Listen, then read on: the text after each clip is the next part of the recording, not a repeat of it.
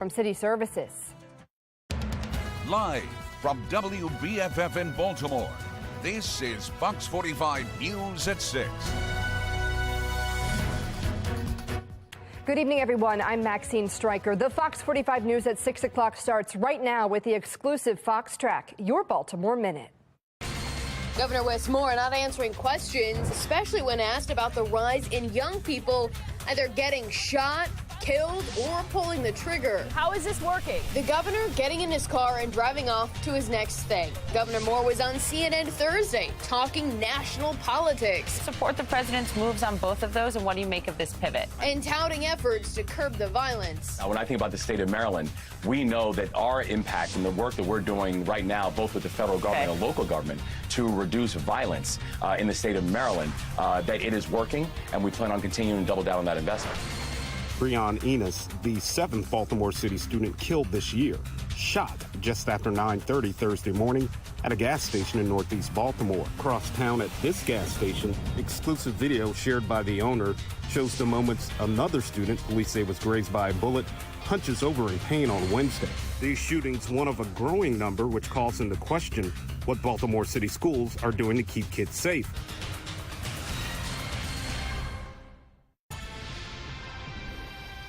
These bullets have no names. They're striking children younger and younger, and it's sad that a kid can't simply go to high school, go to a store, go to a gas station without, leaving without their life. Well, we're learning new details tonight about the Baltimore student who was shot and killed yesterday. Baltimore police have identified the victim as 20-year-old Breon Ennis. He was shot and killed just after 9:30 Thursday morning at a gas station in Northeast Baltimore.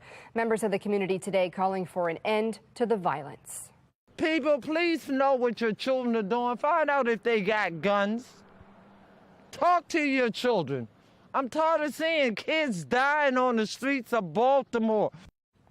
Baltimore police say they don't have a suspect at this time. Achievement Academy will be providing counseling to students when they return to class on Monday.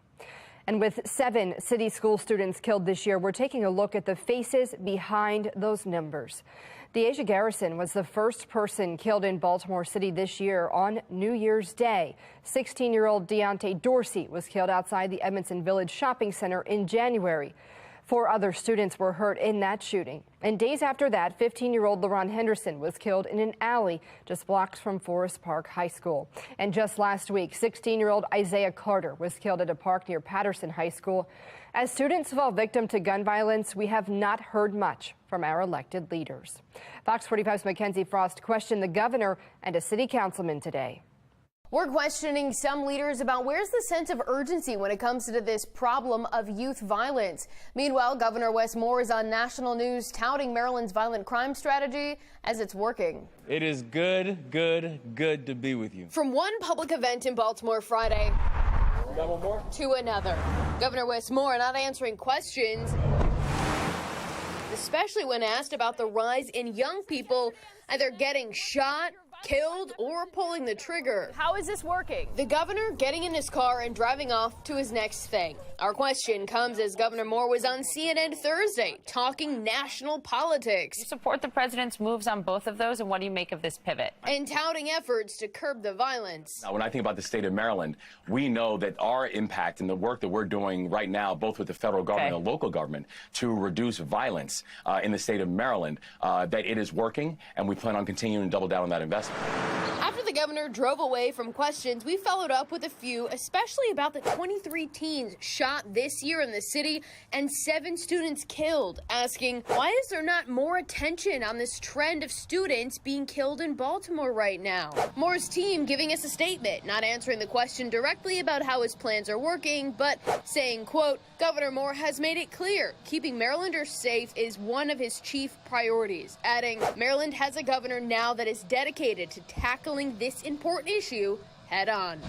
Governor Moore is proposing $17.5 million for Baltimore police in his budget proposal.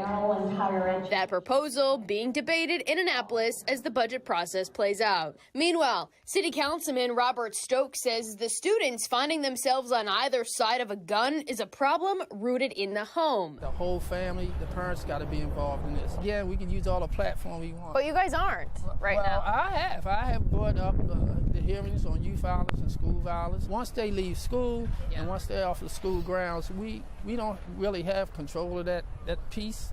Do you think that city schools should be doing more to keep students in the building during the school day? I mean, we're seeing a lot of this happen during school hours. Well, I think I think the school does as much as they can, but the parents have to know what their kids are doing also. But when the parents send their students to school, they trust the school to make sure that their students are safe. And I think it should be everybody. While Stokes and others look to everybody involved for solutions, Baltimore's young people continue to be impacted by the city's crime crisis. Councilman Stokes says that he has held hearings in the past about youth violence, and if he holds another one, he says he'll think about inviting families to participate. In Baltimore, Mackenzie Frost, Fox 45 News. Well, the leader of a notorious gang officials say terrorized a Baltimore community for years is sentenced to 3 decades in federal prison. A neighborhood on Edmondson Avenue in southwest Baltimore marked the territory of the NFL gang for years. This week, its leader, identified as Gregory Butler, is sentenced to 30 years in federal prison. More than 30 members of the NFL gang are now off the streets, but there's concern their territory could soon be occupied by another gang. Sometimes you may take down one violent organization and others pop up. So we're following up in ways that we haven't before and really expanding our federal partnership with the community and state and local law enforcement. Gangs really are kind of a force multiplier with respect to violence, so that when you take them down, you significantly and dramatically can improve public safety in the neighborhood. Fox 45 reached out to BPD asking how the department will ensure another gang or criminal enterprise doesn't take over this neighborhood. We have not yet heard back. Well, given crime and infrastructure problems in Baltimore City, some are wondering how taxpayer dollars are being spent. Fox 45's Rebecca Pryor is digging into the data to learn what the city is doing with your money. Yeah, every year those inside City Hall decide how and where billions of your tax dollars are spent. So today I investigated some of the biggest expenses and found some major concerns. It's tax time, a time for calculating how much you owe, but also for tracking where it all goes. In total, Baltimore City operates on a $4 billion budget, of which $1.5 billion comes from your property and income tax alone. So what is your money buying in Baltimore? Turns out some of the city's biggest costs aren't reaping the best results. Funding the Department of Public Works cost the city a whopping $632 million.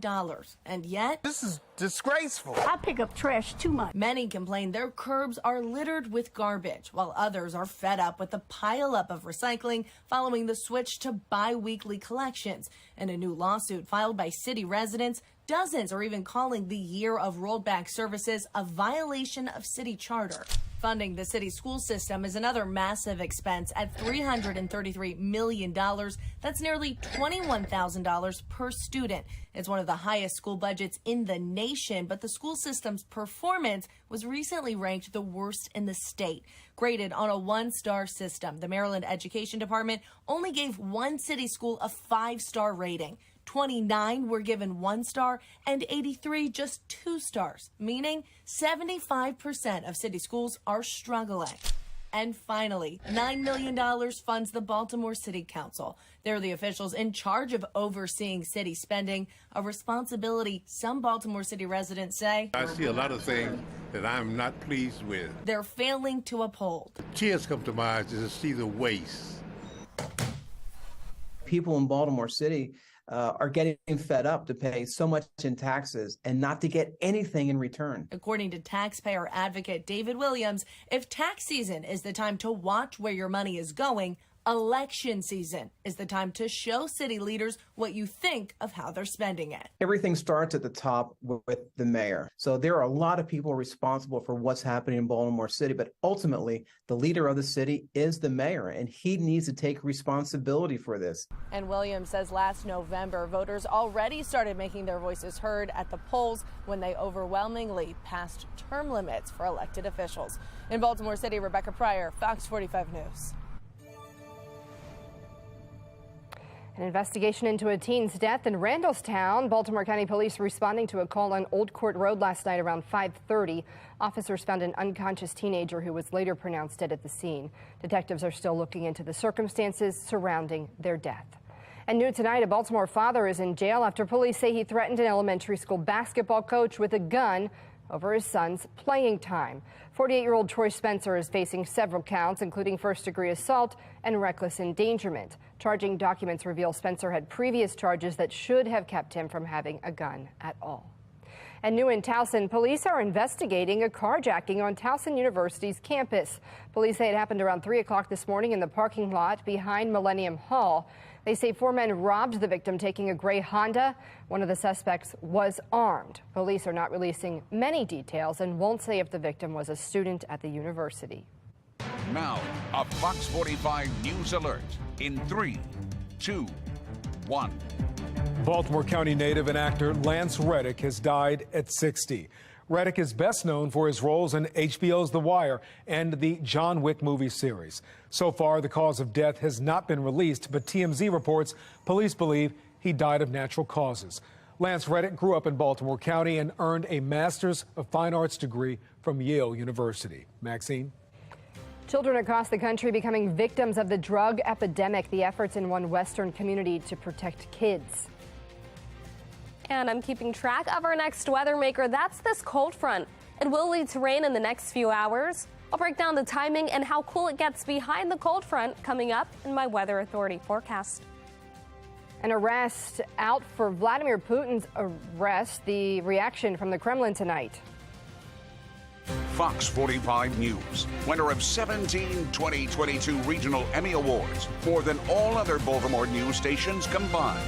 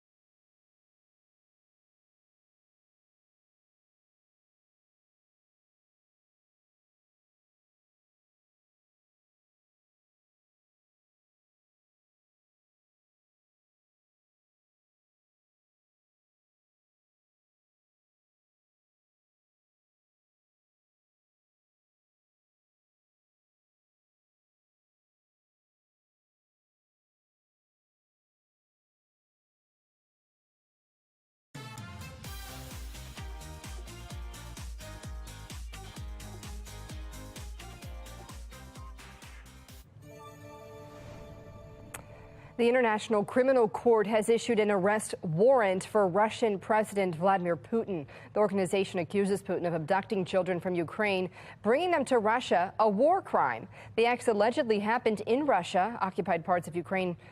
Putin is highly unlikely to step foot anywhere. He could be detained. It is forbidden by international law for occupied powers to transfer civilians from the territory they live in to other territories. Children enjoy special protection under the Geneva Convention. Other alleged Russian crimes and war crimes in Ukraine remain under investigation. The Kremlin says the ICC accusations are outrageous. Putin is set to meet with China's President Xi Jinping on Monday. The parent company of the failed Silicon Valley Bank is filing for bankruptcy protection. Overall, SVB Financial Group says it has $3.3 billion in debt that could get wiped out in bankruptcy. The proceedings could eliminate even more money in stock, and trading of its shares stopped on Thursday. An update on last month's toxic chemical train derailment in East Palestine, Ohio. An Environmental Protection Agency administrator says the cleanup will take at least another 3 months. Nearly 7 million gallons of liquid and more than 5,400 tons of solid waste has already been taken from the site. The Biden administration wants TikTok's Chinese parent company to sell the app 3 years after former President Trump tried to do the same thing. The effort has gained more bipartisan support this time around, though, with increased security concerns surrounding the app. However, when there was a similar push in 2020, a federal judge ruled the government hadn't provided enough evidence that the app presented a national security risk. Yosemite National Park reopening this weekend after storms forced a 3-week closure. Winter storms brought 21 inches of rain and snow in some areas, while a warm-up and path clearing efforts has made it possible for visitors to return. Parts of the park will likely see some flooding as that snow begins to melt. And it is St. Patrick's Day after all. Celebrations are getting underway in Baltimore, but they've been going for hours, as you could imagine, in Ireland. This is a live look at Dublin tonight. You can see people there out in the streets, packed, enjoying the holiday. Meteorologist Jasmine Lomax is here now with a look at what the weather will be like if you plan on celebrating tonight. Thanks, Maxine. It's not too bad here right now. You're taking a look over the harbor and over Towson, and it's dry. We're even seeing a little bit of sunshine over Towson starting to peek through the clouds, but on the HD radar, you can see our next weather maker starting to move into the region. That's going to lead to showers. So if you are heading out, just make sure that you have the rain gear. 59 for the current temperature, and it actually feels pretty nice. Skies are mostly cloudy with light winds. Across the state, temperatures are mainly in the 50s and 60s, a couple 40s in western Maryland, but otherwise most of us are dry. We're not seeing too much green on the HD radar right now, but in the next few hours that will change as we get ready for a cold front moving across the region. This front will lead to showers. You can see the rain associated with that, and it's all headed our way. If you have any plans, make sure that you're also driving safely. We're talking wet roads around 8, 9 o'clock. The rain will continue off and on as we head into the night, but by midnight, most of the rain clears and will start tomorrow morning with dry weather and mostly cloudy skies. Temperatures start in the 30s and 40s, and then by the afternoon, will stay below average. Temperatures reach the low to mid 50s. Then as we head into Sunday, it gets even colder. Temperatures start in the 20s and 30s. Many of us will wake up to below freezing temperatures, so make sure that you are prepared and have the layers. By the afternoon, we stay below average. Temperatures only reach the 40s. That will be the coolest day of the next several days. We're in for a nice warm-up as we head into the work week. This warm-up continues through the end of the week when we have our highest temperatures, but also our highest rain chances. Those come on Friday. We're looking at scattered showers across much of the state. Make sure that you have the rain gear handy and follow along for updates on how that forecast could change. 40 as we head into the night. We're talking showers around 7, 8, 9 o'clock, and they eventually end by midnight. It could be breezy at times with gusts up to 30 miles per hour as that cold front passes. Then tomorrow, we feel the effects of that cold front as our temperatures only reach the mid-50s. That keeps us somewhat close to average. We'll have more sunshine as we head into the afternoon, but it is going to be breezy. Wind gusts could exceed 25 miles per hour, and with winds factored in, expect it to feel like the upper 40s as we head into the afternoon. It gets even colder on Sunday, but the warm-up starts after that. Coming up, I'll have a look at the exclusive 10-day forecast and what you can expect for the upcoming week. Weather Window, presented by the National Weather Desk. Here's some of the clearest evidence yet that California's atmospheric river storms are making a difference. These are 3 drone shots taken of Lake Oroville, the state's second largest reservoir. California's Department of Water Resources took the first picture in December and the next in January and the last on March 8th. They show an increase from just 29% capacity in the reservoir all the way up to 75%. For more content like this, follow the National Weather Desk on Twitter. An Oregon 2-year-old dies from fentanyl poisoning just weeks after a similar story here in Baltimore. The impact the drug epidemic is having on kids across the country.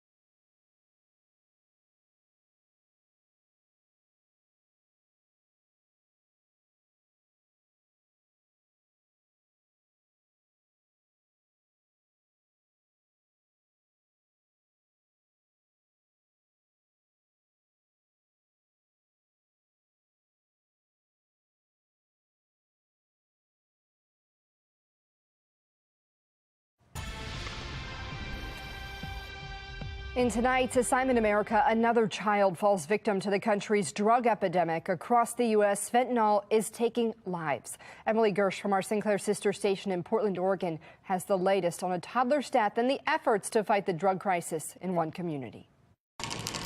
According to data from the Oregon-Idaho high-intensity drug trafficking area, 11 people ages 0 to 17 died of fentanyl-related overdoses in 2021, and 53 died in the 18 to 24-year-old age group. While the data from 2022 is not fully compiled, advocates say it is already higher. It's a pandemic. We are in a crisis with fentanyl here, and children are not immune. On Monday, a 2-year-old girl ingested fentanyl in the form of a little blue pill. Police say drug traffickers are selling fentanyl made to look like prescription drugs, which can have deadly consequences. Just a tiny amount of fentanyl can kill somebody. It's about 2 milligrams of fentanyl can kill an adult. Fentanyl is about 50 times more powerful than heroin. Kelly Sloop, a licensed pharmacist and the executive director of Need for Narcan, says the prescription nasal spray can rapidly reduce an overdose and save lives, including the life of that 2-year-old girl. We have to be vigilant and let parents know that they should be carrying Narcan and just be aware of what the overdose symptoms are. The symptoms include constricted pupils, trouble breathing, and lethargy, and bluish lips or fingernails. That's so scary to think. I mean, when they're 2, they're barely verbal. You know, you may not even realize there's something wrong, and that's just frightening to me. I can't imagine the poor parents. Lisa Rigdon has a 12-year-old son who takes prescription medication. She says this incident has unlocked new fears. If I were in that situation, I'd like to have whatever they had in the home, so heaven forbid it happens, I can, you know, save a child's life or, you know, save an adult's life or my own life. Earlier this week, Baltimore police determined a Baltimore 2-year-old's death was a homicide after she died from fentanyl poisoning back in January. Police say they responded then to a home in West Baltimore, and at the scene they found Journey Sharp. She was unresponsive with no signs of trauma on her body. She was pronounced dead at that scene. We are getting ready for the next weather maker. A cold front currently moving across the region. That will lead to showers tonight, but it ends by midnight. The rest of the weekend will be dry and cooler following the front. 54 tomorrow and breezy. 46 and breezy on Sunday with plenty of sunshine. Then Monday marks the start of spring. High temperatures reach 53 and a nice warm up follows. 60 on Tuesday, 62 on Wednesday, 64 on Thursday. Then our temperatures reach the 70s by Friday, but that's when we have the next chance for a few scattered showers. That will be followed by temperatures falling from the 60s to the 50s as we head into the next weekend. Maxine? You can put the power of the Weather Authority Storm Center in your hands. Just download the free WBFF Weather Authority app for your smartphone and use our powerful Doppler radar to follow storms right down to your street. Just go to your app store and search WBFF to get started. And it's St. Patrick's Day and celebrations across Baltimore. They've already started. Take a look at these pictures from the Guinness Brewery. All day there's been bagpipes, beer tasting, and so much more. And many more parties across town are just kicking off tonight. DOT is urging the public to celebrate responsibly tonight, offering free Lyft credits to partygoers through Sunday, hoping to prevent drunk driving. Each night this weekend, you can redeem a code for a $15 credit. Tonight, the code is St. Patrick's MD to get $15 off of your trip. For more information on free rides tomorrow, head to zerodeaths.md.gov. That's all for Fox 45 News at 6. Family Feud is next. We'll see you again tonight at 10. Have a great night.